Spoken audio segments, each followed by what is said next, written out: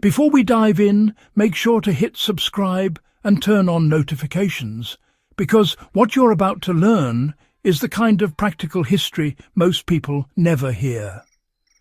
Today, we're going to look at a Cold War survival strategy so unconventional, so ingenious, that it made traditional shelters practically obsolete.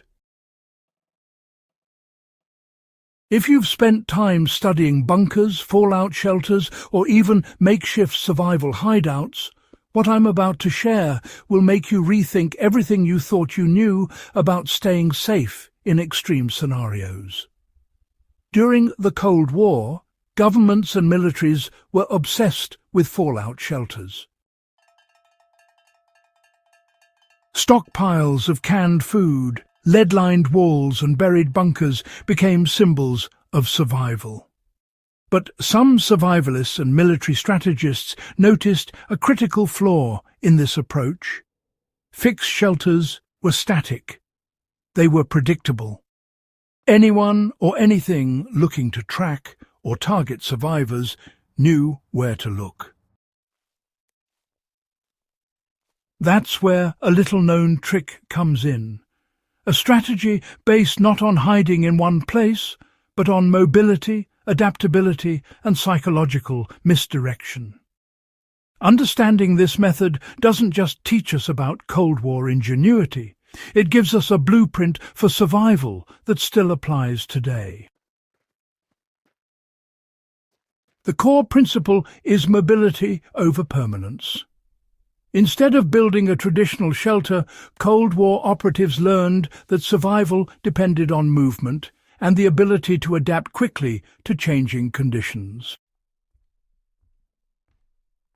Fixed shelters, no matter how fortified, made people vulnerable to detection, attack, or contamination. The trick was simple in theory, but revolutionary in practice. Instead of digging in, carry your safety with you. This meant packing minimal, highly effective supplies, learning to identify natural shelters, and, mastering the art of blending into the environment. For instance, operatives would carry compact survival kits, food concentrates, water purification tablets, and portable warmth solutions, allowing them to move freely without being tied to a structure. In a modern context, this could translate into a well-stocked backpack that allows you to set up temporary cover in forests, abandoned buildings, or even urban environments without leaving a trace. So, the key isn't to eliminate shelters entirely, but rather to treat every location as temporary. Always maximizing your options while minimizing predictability. Cold War survivalists? Well, they relied on deception just as much as protection. Another critical element of this whole strategy was misdirection. When traditional shelters became too obvious, planners would turn to things like camouflage, decoys, and misleading signals. In some documented cases, survivalists actually created false shelters with signs of occupation, hoping to draw attention away from their real positions. Even something as simple as a small pile of dirt or a cleverly placed tarp could suggest a hidden bunker, while the operative quietly moved elsewhere. You can apply this today in multiple ways. In a survival scenario, for example, you might set up a temporary lean-to or tarp in a visible location, while your actual sleeping spot is hidden deeper in the trees or, say, behind some natural terrain. This principle extends well beyond physical survival. It's about thinking several steps ahead, anticipating threats, and honestly, understanding human psychology. Back in the Cold War, the threat wasn't just bombs. It was surveillance, infiltration, and predictability. Modern survival planning, it benefits from adopting that same mindset. Don't just secure a spot, control the information others have about your location. Understanding your environment is honestly more important than constructing walls. Fixed shelters are seductive because, they promise security, but Cold War experts understood something crucial. The environment itself can be your most reliable defense. Natural formations, dense forests, rock outcroppings, underground caverns can offer protection that no man-made structure ever could. The trick lies in studying the landscape and adapting to it.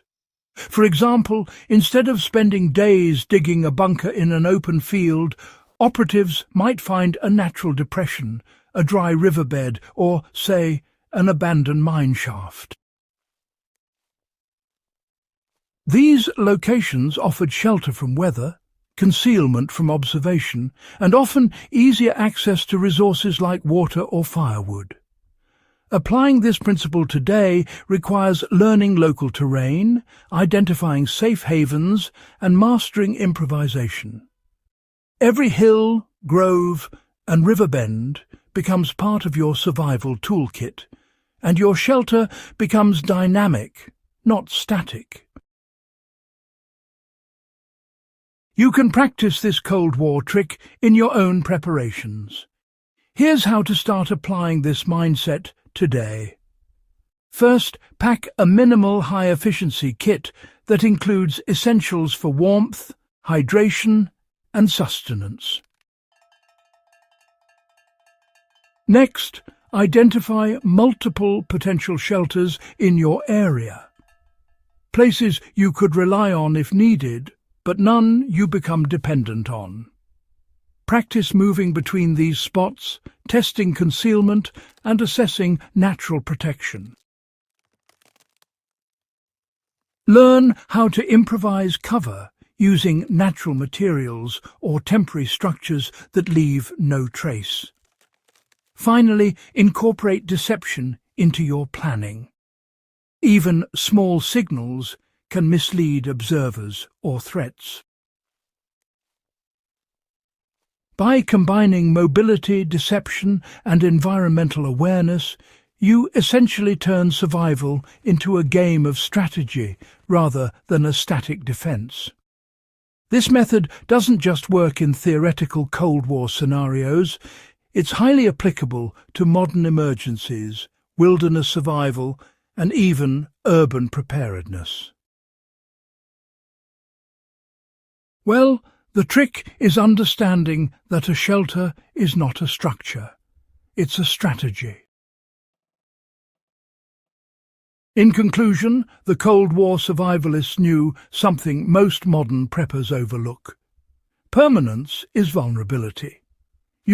Stop investing all your energy into building walls, digging bunkers, or creating static hideouts. Instead, embrace mobility, misdirection, and the clever use of your environment.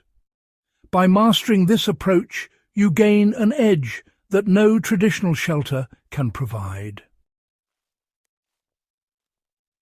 If this guide gave you new insights into Cold War survival strategies and changed the way you think about shelters, hit that subscribe button and share it with fellow history enthusiasts. There's a wealth of forgotten techniques and strategies waiting to be rediscovered.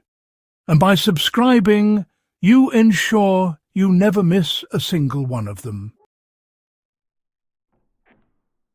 The Prepper Historian.